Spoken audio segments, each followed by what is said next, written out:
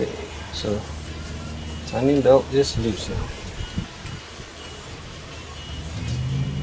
Yeah. Here's the tensioner adjuster.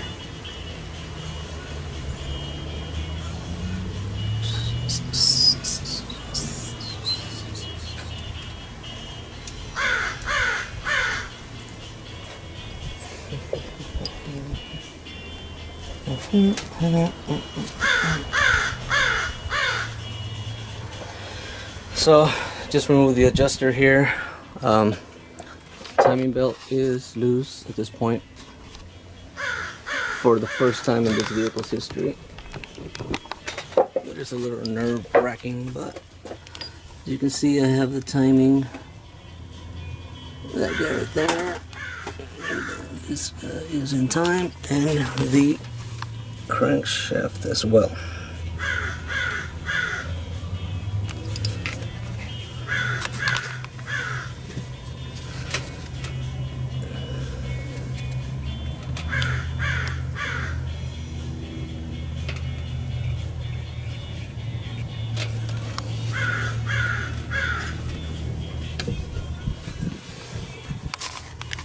Timing belt is loose. There's the tensioner.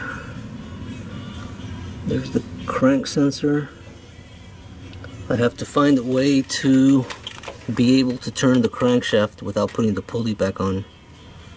I'm probably going to use a little tube or something, but we'll figure something out.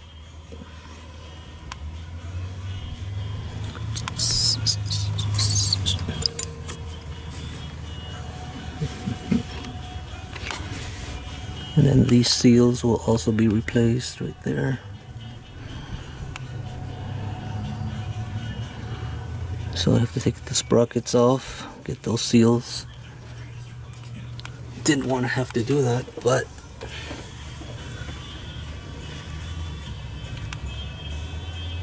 might as well do it now.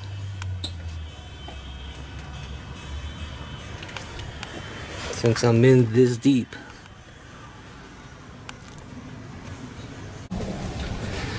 Hey guys, so I removed the water pump. It was a little bit of a pain in the ass, but it wasn't too bad. But basically, you have to remove the bolts up here, 3, and they connect to the top here. And then there's a little tube. Once you get all the bolts off, and including these, there's this little tube with an O-ring, and that is a little bit of a pain to pull out because it seems like you're going to break something, but you kind of just have to work your way and just kind of little by little evenly pull it out, and it does come out with no problem once you get it through there. So yeah, I don't know if the kit comes with this gasket. I know for sure it's got this one and then the main one.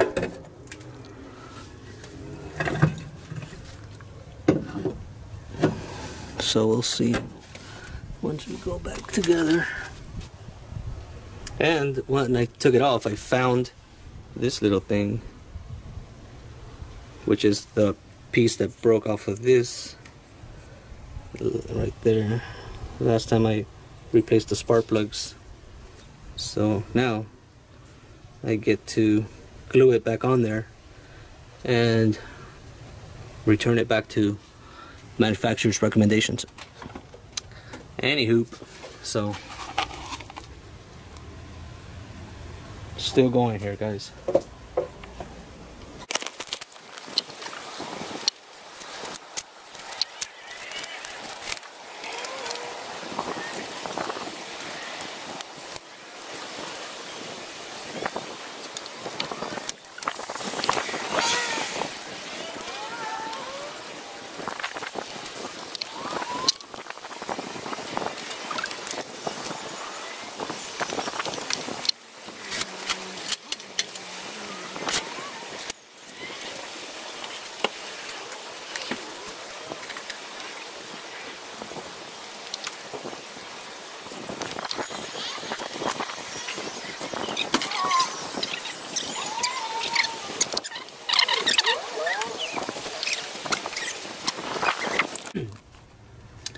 little bit of a difficult situation, but it's no big deal. The main thing is unbolting it all and getting this O-ring to come loose, as I mentioned before.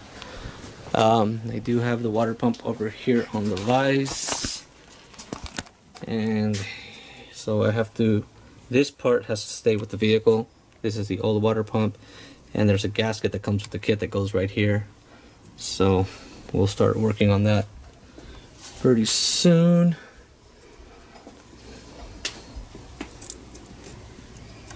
So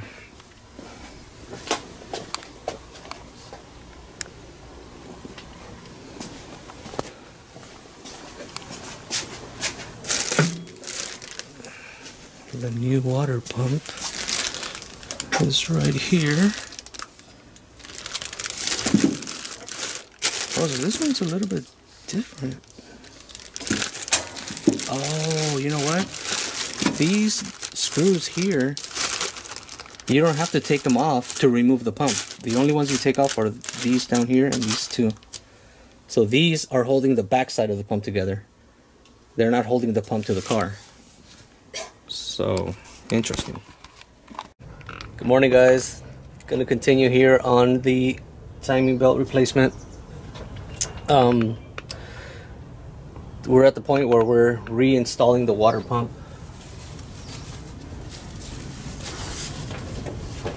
So, let me get the camera over here. So, water pump obviously goes here.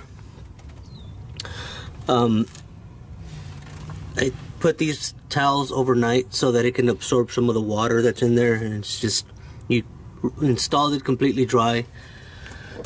And there's an O-ring here on this tube that comes with the kit. You have this gasket and then one other gasket that goes right up here. It's a little bit tricky because when you install the water pump, you have to, make sure that the back side of the water pump goes into this tube properly, and just make sure nothing is kinked or anything. I was debating whether to install the water pump with or without silicone. Just use the new gasket that it comes with, a little metal gasket with a thin coating of some material. And I decided to use silicone. The reason is because when this engine was brand new, it had a perfectly machined surface all around this area here. So a brand new gasket on brand new surface would probably do the trick and cause no leaks. But now we have 110,000 miles on this vehicle, and it's got a little bit of rust buildup here, a little bit of corrosion, erosion of the metal. I really don't want to risk putting the pump back on without silicone and then have a leak later, because of some of this stuff may not be getting sealed with just the factory gasket. So I'm going to add a little bit of silicone on there just to make sure that it's 100% sealed. I know that whoever takes it off in the future, it's probably going to be a little bit of a pain in the ass to remove it, because now you have silicone everywhere or around this area. But it is what it is, not a big deal really if you think about it. Now the gasket that goes up here, that one does not come with the kit, so I'm going to have to reuse that one. I probably will coat it a little bit with silicone as well. Alright guys, just a quick update. I did remove the crank seal from here. I used this to remove it. It was a little bit of a pain in the ass. You got to pull really hard on it. You got to dig in there and pull. And now we got the new one that we're going to install. In order to install this, I don't have the Mitsubishi tool to install this thing, but I did go to O'Reilly Auto Parts and I got a big socket.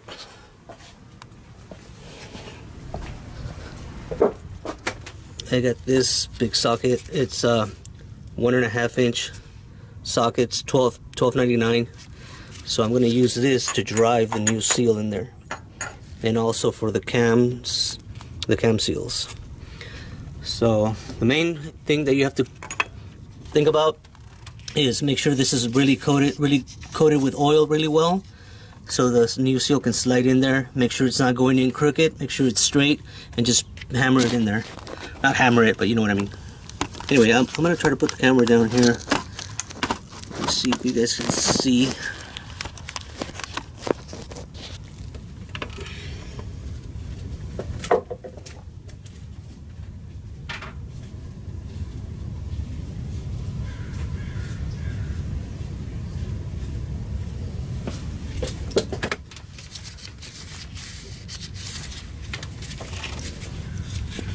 So make sure this side goes towards the inside like that. So make sure it's on there straight.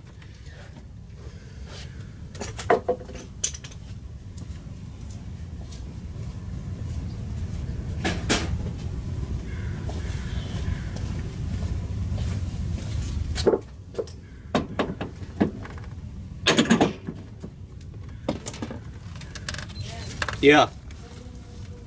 Hold on, I'll be right there.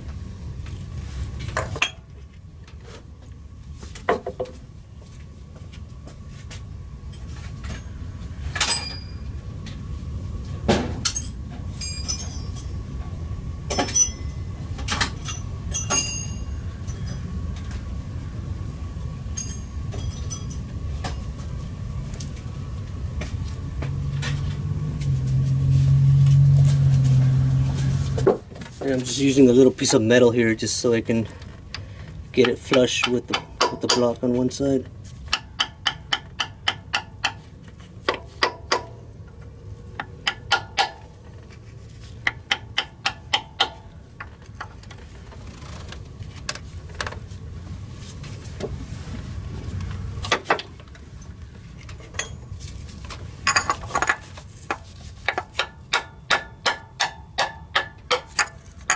There we go.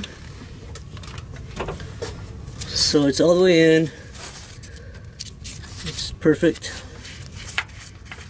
And then we have a new seal in there.